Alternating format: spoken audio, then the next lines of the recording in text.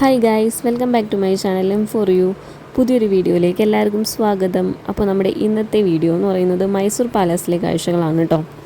ഉള്ളിൽ നിന്നാണെങ്കിലും പുറമേ നിന്നാണെങ്കിലും കണ്ടാൽ ഞെട്ടിക്കുന്ന കാഴ്ചകളാണ് മൈസൂർ പാലസിലുള്ളത്. ബാഹുബലി പോലെയുള്ള ബ്രഹ്മാണ്ഡ ചിത്രങ്ങളിൽ സെറ്റിട്ട പോലെയുള്ള കാഴ്ചകളാണ് പാലസിൻ്റെ അകത്ത് കാണാൻ കഴിയുന്നത്. നമ്മൾ എടുത്തിട്ടുണ്ട് കേട്ടോ. 100 രൂപയാണ് വരുന്നത്. അതുപോലെ തന്നെ ഫോറിനേഴ്സിന് 200 രൂപയും സ്റ്റുഡൻസിന് 10 റുപ്പീസ് അങ്ങനെ എന്തോ ആണ് വരുന്നത്. 14-ാം നൂറ്റാണ്ടിലാണ് കൊട്ടാരം പണി കഴിപ്പിച്ചത്. പക്ഷെ നമ്മൾ ഇന്ന് കാണുന്ന കൊട്ടാരമല്ല അന്നുണ്ടായിരുന്നത്.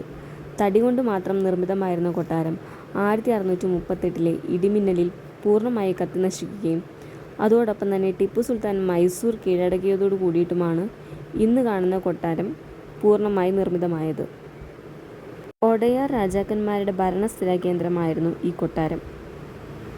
ആൽസനിക് സ്റ്റൈലിലാണ് കേട്ടോ ഈ കൊട്ടാരത്തിൻ്റെ പണി കഴിപ്പിച്ചിട്ടുള്ളത്. അതായത് ഈജിപ്ഷ്യൻ മോഡലും അതുപോലെ തന്നെ ഇസ്ലാമിക് മോഡലിലുമാണ് ഈ കൊട്ടാരത്തിൻ്റെ നിർമ്മിതി വരുന്നത്. ഏതാണ്ട് ഒരു ഫ്യൂഷൻ സ്റ്റൈലാണെന്ന് തന്നെ പറയാം. ഈ ആനത്തലയായിരുന്നു കേട്ടോ മറ്റൊരു ഇൻട്രസ്റ്റിംഗ് ആയിരുന്ന കാഴ്ച.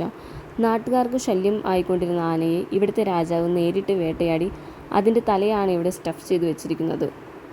അതിൽ കണ്ണും കൊമ്പും മാത്രമാണ് ഒറിജിനൽ അല്ലാത്തതായിട്ടുള്ളത്. ബാക്കി അതിൻ്റെ സ്കിന്നെല്ലാം കെമിക്കൽ ട്രീറ്റ്മെൻറ്റോട് കൂടിയിട്ട് തന്നെ മേക്ക് ഓവർ ചെയ്ത് വരുന്നുണ്ട്. ശരിക്കും പറഞ്ഞാൽ ഈ ഹാള് കണ്ടപ്പോൾ ഞെട്ടിപ്പോയി. ഒരു സെറ്റിട്ട പോലെയുള്ള ഒരു കാഴ്ചയായിരുന്നു കണ്ടത്.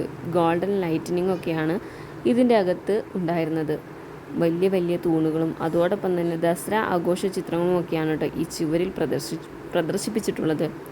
അതെല്ലാം തന്നെ പെയിൻറ്റിങ്സ് ആണ് കൊടുത്തിരിക്കുന്നത്. ഓരോ മുറിയിലേക്ക് പ്രവേശിക്കും തോറും ഓരോരോ കാഴ്ചകളാണ് നമുക്കായി ഒരുക്കിയിരിക്കുന്നത്. ഇപ്പോൾ നമ്മൾ കാണുന്നത് രാജകുടുംബങ്ങളുടെ ഫോട്ടോസാണ് സ്ക്രീൻ ചെയ്തിരിക്കുന്നത്. അവിടെ വന്നിട്ടുള്ള രാജാക്കന്മാരുടെയും അവിടെ എത്തിയിട്ടുള്ള അതിഥികളുടെയും ഫോട്ടോസ് എല്ലാം കോർത്തിണക്കിയ ഒരു കാഴ്ചയാണ് നമ്മളിപ്പോൾ കാണുന്നത്. ഒരുപാട് ആൻറ്റിക് കളക്ഷൻസ് ഉണ്ട് കേട്ടോ ഈ പാലസിൻ്റെ അകത്ത്. നമ്മളിതെല്ലാം മൊത്തത്തിൽ കണ്ടുവരുമ്പോഴേക്കും 3-4 മണിക്കൂർ എടുക്കും. ഇപ്പോൾ നമ്മൾ കാണുന്നത് രാജാക്കന്മാർക്ക് കിട്ടിയിട്ടുള്ള ഉപഹാരപ്പെട്ടികളാണ്. അതായത് ചന്ദനപ്പെട്ടി അതുപോലെയുള്ള കാര്യങ്ങളിലാണ് കേട്ടോ ഇവർക്ക് ഓരോ ഗിഫ്റ്റൊക്കെ കിട്ടിയേക്കുന്നതൊക്കെയാണ് ഇവിടെ സ്ക്രീൻ ചെയ്തിട്ടുള്ളത്. മറ്റൊരു അതിശയിപ്പിക്കുന്ന കാഴ്ചയായിരുന്നു ഇത്. അന്നത്തെ കാലത്ത് ലിഫ്റ്റും ഇതോടൊപ്പം തന്നെ പണി കഴിപ്പിച്ചിട്ടുണ്ടായിരുന്നു. ഓരോ മുറിക്കുള്ളിലെ കൊത്തുപണികൾക്കും അതിൻ്റേതായ ഭംഗിയുണ്ട്. തേക്കിലാണ് ഇതെല്ലാം തന്നെ തീർത്തിട്ടുള്ളത്. സിൽവർ ചെയറും അതുപോലെ തന്നെ ഗ്ലാസ് കട്ട് ചെയേഴ്സുമാണ് കേട്ടോ ഇതിലുള്ളത്. ഇപ്പോൾ നമ്മൾ കാണുന്നത് റെസ്ലിംഗ്, അതായത് ഗുസ്തി കാര്യങ്ങളെല്ലാം നടക്കുന്നൊരു ഏരിയ ആണ് കേട്ടോ ഇത്. ഏതാണ്ടൊരു നടുമുറ്റം പോലെയാണ് കാഴ്ചയിൽ നമുക്ക് തോന്നുന്നത്. വെങ്കലത്തിൽ തീർത്ത പുലിയുടെയോ കടുവയുടെയോ 2 ശില്പങ്ങളും വെച്ചിട്ടുണ്ട്. ഇപ്പോൾ നമ്മൾ കണ്ടത് അമ്പാരിയാണ്. 750 കിലോഗ്രാം തൂക്കം വരുന്ന അമ്പാരി ദസറ ടൈമിൽ മാത്രമാണ് എഴുന്നള്ളിപ്പിനായി വെക്കുന്നത്.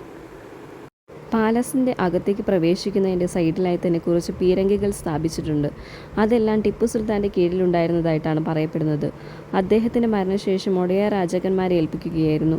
മൈസൂർ ദസറ ആഘോഷവേളയിൽ ആചാരവെടി മുഴക്കുന്നത് ഇപ്പോഴും ഈ പീരങ്കികൾ ഉപയോഗിച്ചാണെന്നാണ് കേട്ടിട്ടുള്ളത്. അതോടൊപ്പം തന്നെ ദസറ ആഘോഷവേളയിൽ ആനകൾക്ക് അണിയിക്കാനുള്ള ആടയാഭരണങ്ങളും ഇവിടെ ഒരുക്കിയിട്ടുണ്ട്.